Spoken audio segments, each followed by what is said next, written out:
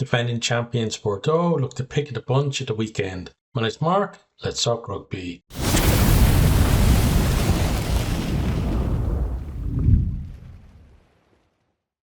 The round of 16 gave us some exciting games, a couple of blowouts, and some controversy as well. So what we're going to do in this video is briefly talk about each of the results. We're not going to go too deep into any of the games. I do have some full reviews on the channel if you want some more detail on a few of the games at least. But yeah, we're not going to spend too much time on each one. We're just going to go through the results and then have a look at how that kind of leaves things going into the quarterfinals. So the first game of the weekend, Northampton Saints 49, Castres Olympique 41. Full review of this on the channel if you do want some more details. But you know, this one was nip and tuck early on.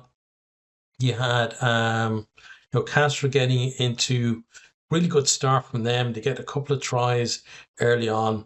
Then we have Northampton kind of feeling their way back into the game, but still Castres leading at the break.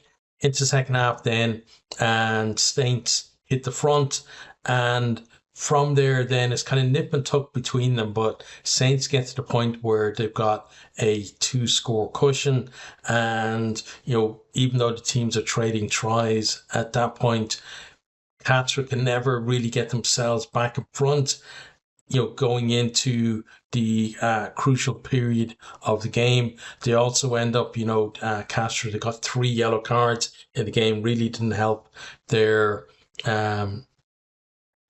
cause either, in trying to get back there. And yeah, it was overall a fairly entertaining game. We had 90 points between the teams. We had I think it was 7 tries to 6 in the end, right? Because Northampton got the penalty try as well. Decent entertaining game. Northampton, maybe not looking up at the level that they were that got them to the final last year, but we've seen teams before, build their way through knockout stages as well, but still looking good on attack, but obviously vulnerable in defense as well. So that was the Friday night game. Then into the Saturday game. So the first one of those in the Championship Cup was Bath Rugby 31, Saracens 22. And, Sarries started this one really well. They're leading 10-0 at half time, converted try and a penalty. Into the second half then, Bath worked their way back into the game.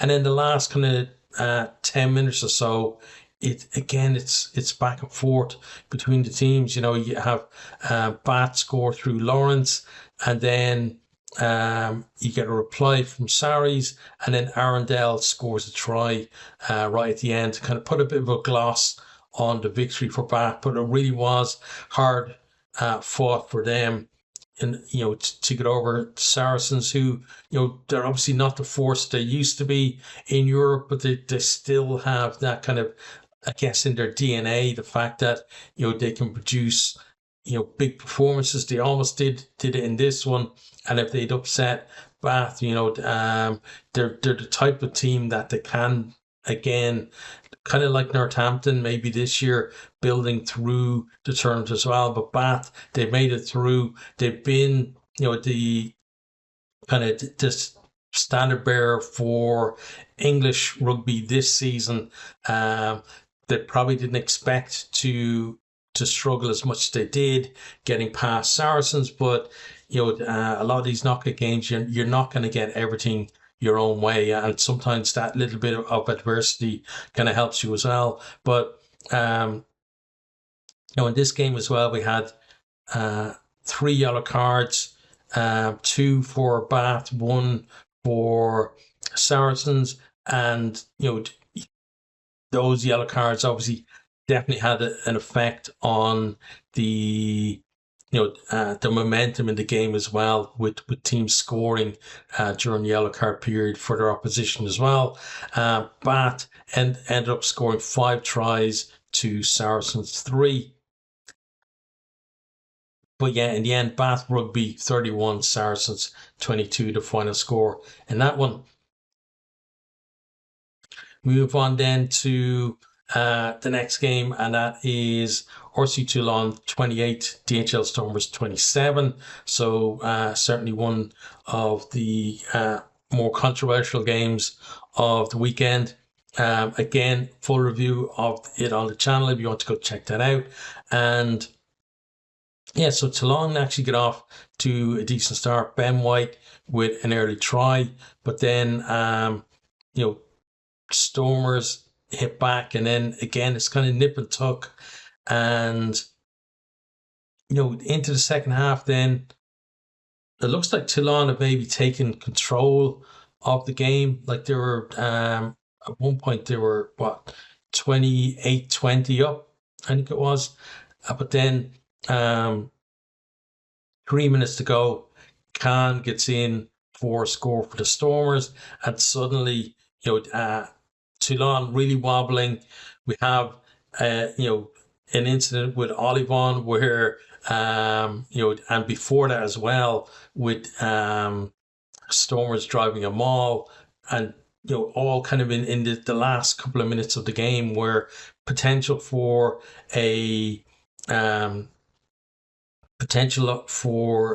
penalty try. Nothing really came of it for the Stormers, unfortunate for them in the end, and Toulon really lucky to get through this game. But I have to say, from the point of view of the Stormers, I thought it was brilliant that they did send their strongest team there. I don't know why Sasha Feinberg and Gamazulu started on the bench, because the guy was sensational when he come on, and I felt like if he had started the game, Stormers maybe wouldn't have been chasing it late on the way they were. So I'm not sure what the thinking about that was, because he's clearly their best 10, and he's an exceptional player as well. So yeah, that was kind of a bit of a weird one, but it hopefully it points to a future where Stormers are going to be not just more competitive, but more serious about the knockout stages of this competition as well, because I've been banging the drum for the South African teams in this competition for basically since they've been in it, that once they kind of light that fire and realize what this competition means, in terms of history, etc., and get those rivalries going, I think it's going to take off massively in South Africa as well. But final score, RC Toulon 28, DHL Stormers 27 in that one. On to our next one then. Every time the way this website works is weird. Every time it kind of goes backwards. Next then we have Glasgow Warriors 25, Vodacom Bulls 21. So again, the Bulls sent a strong side up to Glasgow, and yeah, they really made Glasgow work for the win. Glasgow looked like they were kind of, again, very similar. Looked like they were in control of the game. Then the Bulls get themselves a try, and they make it like a 1-point game with a couple of minutes to go. But then it's Adam Hastings who adds a penalty for Glasgow, and he's putting in a bit of the what would you call it, like the theatrics, really giving a thumbs up to the Bulls players. So that's definitely going to be in years to come, something that people look back in terms of rivalry, I think, with these two teams potentially in this competition as well. A bit of kind of sledging or whatever going on there from him. He seems to love doing stuff like that. So I'm sure it's not the last time we'll see stuff like that from him. But yeah, I thought, again, Bulls, they sent a strong team. And I thought overall, neither team really at their best, but they performed fairly well. And, I think the difference was Glasgow, they had a bit more, maybe a little bit of cutting edge about them, but it wasn't much between the teams. And, I thought the likes of Stafford McDowell certainly performed well for Glasgow. It'd be interesting to see what happens with him at the weekend as well, whether he'll kind of keep a spot in the team. But for me, his performance certainly merited it. But yeah, from the Bulls' point of view, again, it was nice to see them sending a strong team, and it feels like had that decision been made, earlier on in the season, and if they had have done that through the pool stages, maybe not for the Bulls, because the Bulls only just about scraped through, but certainly in future years, if they take it more seriously from the pool stages on, maybe you're not going to like, I think Glasgow were number 2 seeds, right? Coming into the knockout stages, so you're not having such a difficult place to go to, maybe to get a home round of 16 tie instead.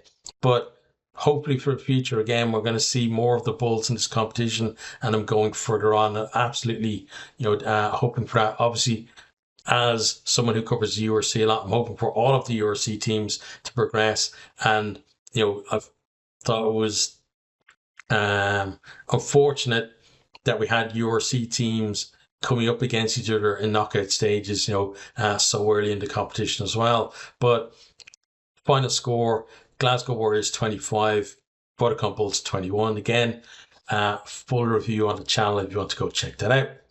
Okay, on to the next game then, and that was Stade Toulouse 59, Bristol Bears 26.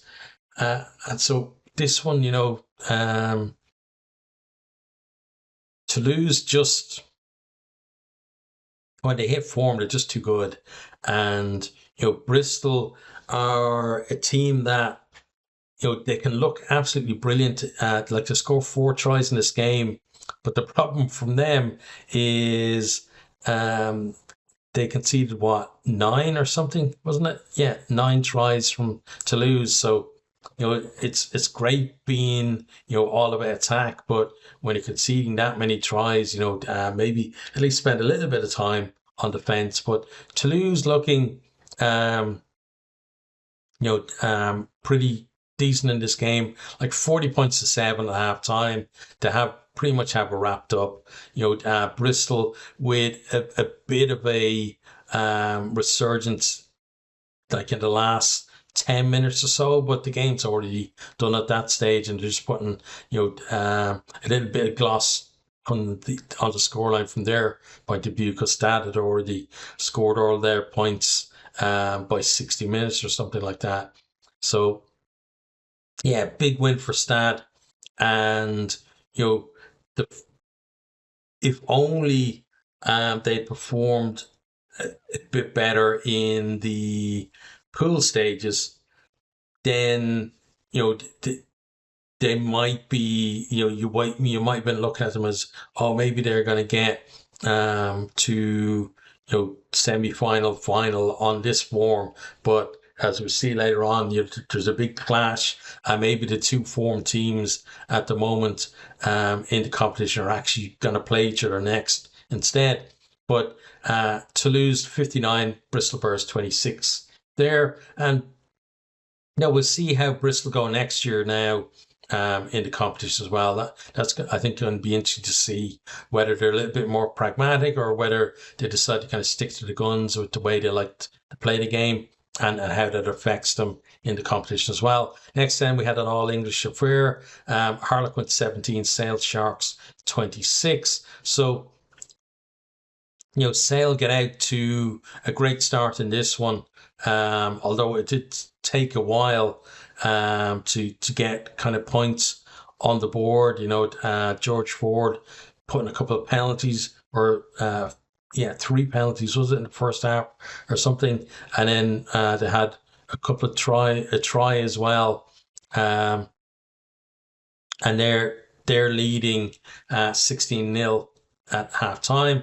And in the second half, then Quinn start the half fairly well. Cunningham's out, getting over, but then Cowan-Dickey gets his second try for Sharks, and then despite Downbrand getting a double as well, Quins don't come back within a score at all in that second half. So fairly comfortable in terms of scoreboard, at least for Sale. So Harlequins 17, Sale Sharks 26, the final score there. That, for me, a little bit of an upset, because of these two teams, certainly Quins are the ones with more of the kind of history in this competition and kind of more than outs in terms of getting through knockout stages. So fair play to Sale there, and they'll feel like next week is kind of a shot to nothing, I think, for them. Okay, on to our next one then, and that was defending champions Union Bordeaux Begles 64, Leicester Tigers 14, and it was the Tigers that got absolutely mauled in this one. So we had Woki, Rayasi, Luku, Bielbieri, and Lamotte all going in for tries in the first half. And in the second half, then Tamiafuna, Rayasi again, Retere, and Rayasi completing his hat-trick just before the end for Bordeaux. So they scored 9 tries, and then Tigers just getting the 2, and those came in the second half as well. Like, it was 36-0 at half time, so done and dusted by half time. Bordeaux knew they were through. And the scary thing about Bordeaux is not that this was some kind of like perfect rugby where they just turned up and tore Leicester a new one. It's the fact that you look at the try, like the BLBRE try is the one that is replayed the most, but look at other ones as well. Look at the errors that happen in the build up to the try. Like for that BLBRE one, if you watch the replay, you see that there are actually 2 handling errors in the build up to that. Neither one slows them down at all. One of them goes to the deck. Neither of them goes forward either. And it's like, just doesn't matter. It's not gonna. It's like it's not even a speed bump to them. They just keep going. And that's how much in terms of just their ability and their that whole thing of just playing the chaos that they have over almost every other team. That. And with things like this, people look at it and go, oh, maybe it was lucky that those balls didn't go forward or wherever. But, good teams make their own luck. And, I feel like, the way they train for the whole thing of, like, it doesn't have to be a perfect pass in order. If the ball goes to the deck, don't worry about it. Whoever's there, like, they obviously practice, and we saw it with France as well in the Six Nations. They were so much better than any other team of getting to that second ball, and that's because they've been training for it, and you can see these guys are doing the same thing. So when the ball goes to the deck, it doesn't really matter for them if they've made a mistake, if the ball hasn't gone forward, because they're almost certainly going to get to a first anyway. And with the ball going to the deck, that can happen as well as pull players out of the defensive line who were trying to go for that same ball, but they're not quick enough to get there, and suddenly there's space or there's misalignment, or like the defense hasn't drifted, and it's easier to go wide and exploit space out there. And you contrast that with Leinster, who we're going to talk about in a little while, where mistakes on Leinster's attack led to most of the tries they conceded. But for Bordeaux, making mistakes on attack doesn't really matter. And you know the same thing as well, because we've seen it so many times. Mistakes on the opposition's attack, they're going to be the ones to get that loose ball as well. As soon as they're in behind, you're pretty much dead in the water because they're so good at finishing. And we saw that in this game in spades as well. Yeah, just exceptional team. Like, it happens, in with the Champions Cup, where you get a team who will, just rise above everyone else for maybe 2, 3, sometimes 4 seasons, and just be the absolute dominant team in Europe, and then somebody else will come along and break that streak. And sometimes it won't necessarily be another behemoth coming up. It might just be someone that is really good for a year or so. But we've seen it with La Rochelle. We've seen it previously as well. Leinster having it, Toulouse, etc. At the moment, it feels like it's kind of Bordeaux's period, but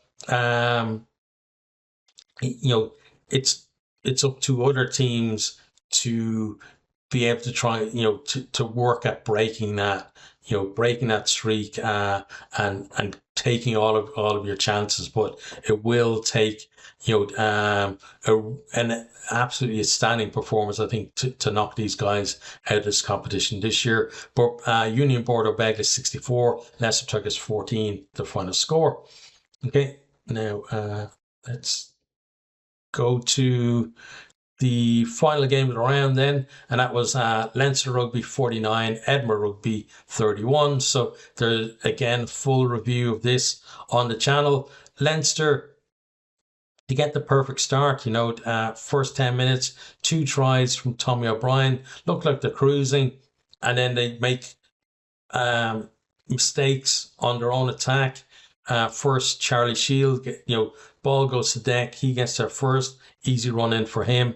And then Ross Thompson gets in as well from a Leinster mistake. Then Jimmy O'Brien restores the lead for Leinster, but then Edinburgh create a try off first phase, and they go in, and at the break we had then Keenan in again for Leinster, and another error from Leinster lets Matt Curry go in as well before the break. So that ends up being then 2-point game at half time. Edinburgh hardly had to create anything to score. Leinster, by contrast, trying to get that attack going and really humming. But when it worked, great, they got the scores. When it didn't work, they pretty much conceded every time. And then in the second half, then Leinster tightened it up more, and they're going more with less kind of expansive. They're going more route one, big carries into forwards, and they're kind of simplifying their attack as well. So they're basically sucking in the defense and then putting it through hands to get the scores. Rather than the first half, they're trying their multi-phase, multi-option game that we've seen be so successful for them in the past. But in this game, you could see it was kind of glitching now and then, where players are overrunning passes. They're ahead of the ball carrier, and because they're ahead of the ball carrier, they may be even blocking a wider out pass, so they're taking themselves out of the game and another person out of the game as well, making it so much easier for Edinburgh to read their attack. And Edinburgh, picked them off so many times. And then the second half, then, as I said, more direct, simpler in it, and the only score that Edinburgh get then is Darcy Graham, a bit of individual brilliance, chipping over, getting to the ball himself to score. But in the end, Leinster get through. Rico Ioane scores a nice try at the end, which is good because he hasn't been, he certainly wasn't the standout player for me for Leinster in the game. But it's nice to see him having a bit of an impact because personally, I thought this season we would have maybe seen the finally the emergence of Charlie Tector into the Champions Cup level, being in the mix there with the centres that are already there, the likes of Ringrose, Henshaw and Osborne, who've kind of been the mainstays of the Champions Cup midfield, at least along with Ioane, but we haven't seen that, and that's kind of a bit of a pity there. But I thought Harry Byrne was excellent at 10, and again it was more akin to the URC game the week before as well, where we're seeing a lot of good individual performances, but we're seeing a lot of system issues. So, system issues, certainly the coaches can fix that. And it feels like they do definitely have to fix it before the next round. So we'll see what happens there with them. But Leinster 49, Edinburgh 31. Also, just a final word on Edinburgh. I thought they acquitted themselves very well, and I wish as a team that they could just be more consistent. I think that's what their players or their fans wish as well, that they're more consistent, because if they put in that kind of effort, that kind of performance week on week, they wouldn't be 13th in the URC. So we'll see what happens to them next season, because that really was their last big game of the season. They're not going to make the playoffs, and now they're kind of the coaches will turn their sights to next season as well. So next thing I'm going to have a look at then is the road to Bilbao. So this is the quarterfinal matchups, but also shows you the potential semi-finals. So if we start on the left hand side, we've got Union Bordeaux Begles versus Toulouse. So for me, those are the two most impressive teams from the weekend, and they're meeting in the quarterfinal.